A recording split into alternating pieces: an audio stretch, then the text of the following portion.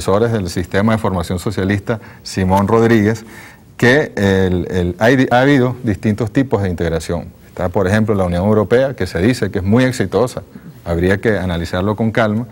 Hay ejemplos como el de la Unión Soviética, y por supuesto nosotros evitamos la debacle con el ALBA y Mercosur y UNASUR, que era la imposición del ALCA, el Área de Libre Comercio para las Américas, que era una especie de anexión ya definitiva. Pedro Calzadilla, en esta diversidad nuestra apuesta es el ALBA, nuestra apuesta es la UNASUR. ¿Por qué este tipo de integración?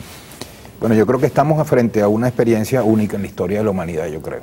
O sea, me costó conseguir un ejemplo cuando pensaba sobre esto, a ver si lo que está ocurriendo con el ALBA como propuesta de unión de pueblos, como principios que regulen una relación de integración, yo creo que no se ha producido en ningún momento de la historia de la humanidad.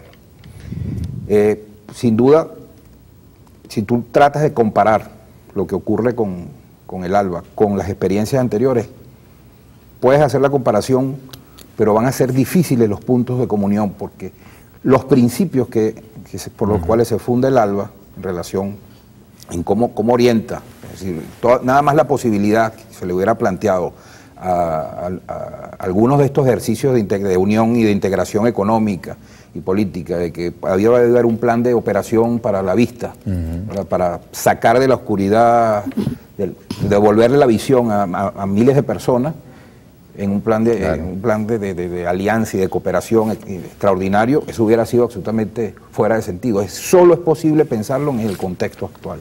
Por eso es la importancia que esto tiene como demoledora de paradigmas de esas integraciones.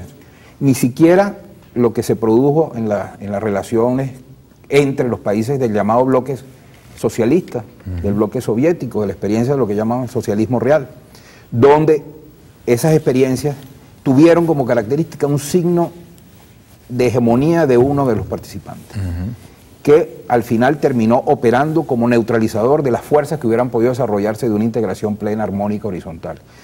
Las fuerzas y el poderío soviético y la orientación que el Estado soviético adquiere a partir de un momento, le imprimió a esa relación una relación paternalista, una relación autoritaria también en las relaciones entre los pueblos, y terminó distorsionando lo que hubiera podido haber sido otro tipo de experiencia.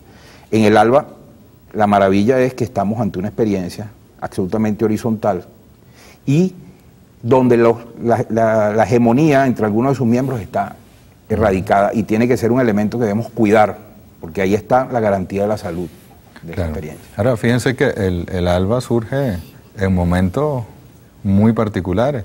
En principios de los 90, el bloque soviético desaparece. Entramos supuestamente en la unipolaridad, en el fin de la historia, en el capitalismo como única vía. Hace 11 años, con la Revolución Bolivariana, comienzan otros vientos, pero ya el ALBA surge en pleno sistema capitalista, porque aquí en Venezuela aún estamos al capitalismo, en Ecuador, en Nicaragua, salvo Cuba, el resto de los países son países capitalistas.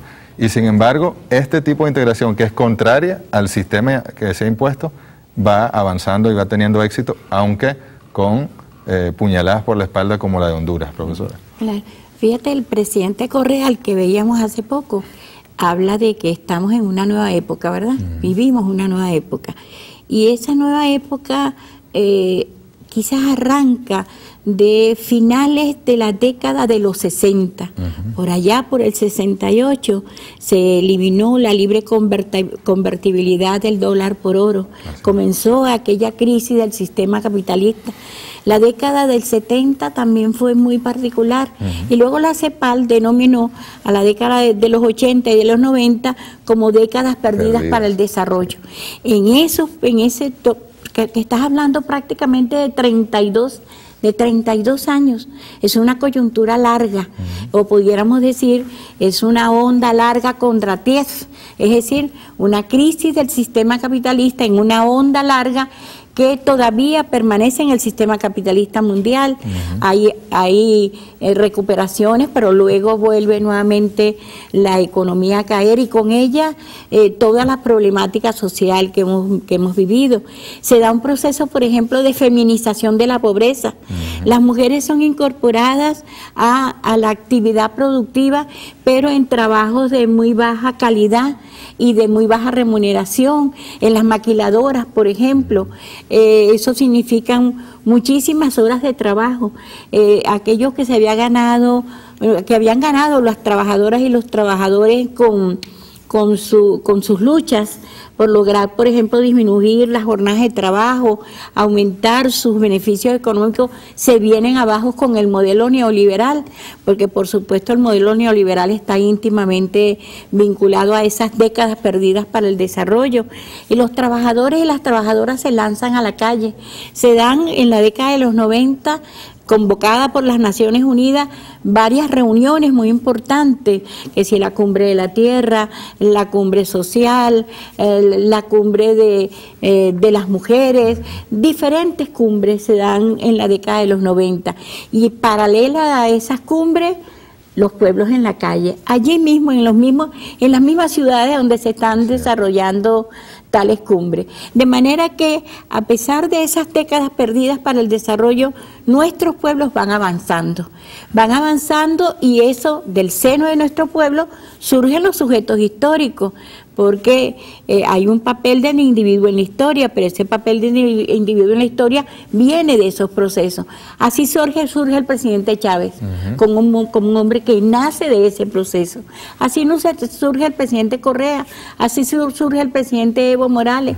La misma Cristina Kirchner, quien iba a pensar que una mujer iba a ser la presidenta de Argentina. Ya antes había habido una, ¿no? Pero, Evita. O dos, sí. Evita e Isabelita, pero en otras condiciones.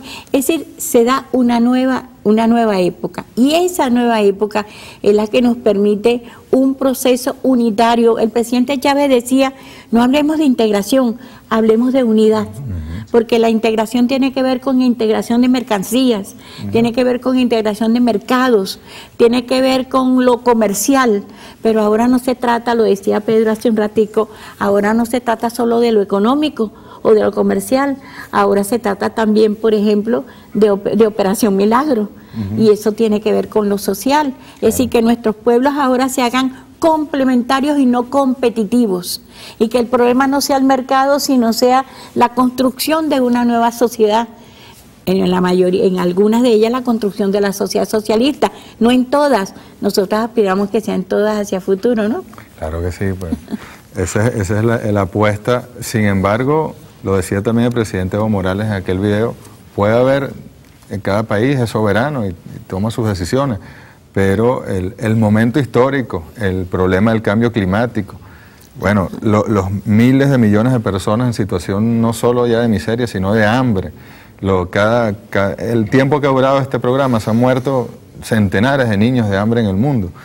Exige ya no solo una integración, una unidad, sino que se avance, que se supere y avancemos hacia algo como el socialismo. Ahora, Pedro, ¿es posible que en este momento histórico se genere la conciencia nacional, regional, mundial, para definitivamente darle continuidad a la humanidad? Porque de lo contrario estamos destinados a la extinción, autoextinción.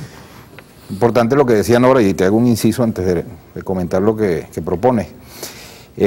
Los libertadores hablaban de unión, más que de integración. Incluso el concepto era la unión la unión de los países americanos. Y, por supuesto, no se hablaba de Latinoamérica. Latinoamérica es un concepto, ¿verdad?, que nos ata a una visión colonialista, que yo pienso que lo que está haciendo el ALBA es también impulsar la deslatinoamericanización y abrir el paso a la nuestra americanización.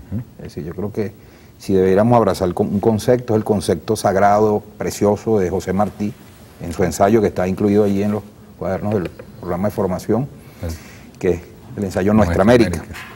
Yo creo que sin duda ese es el camino.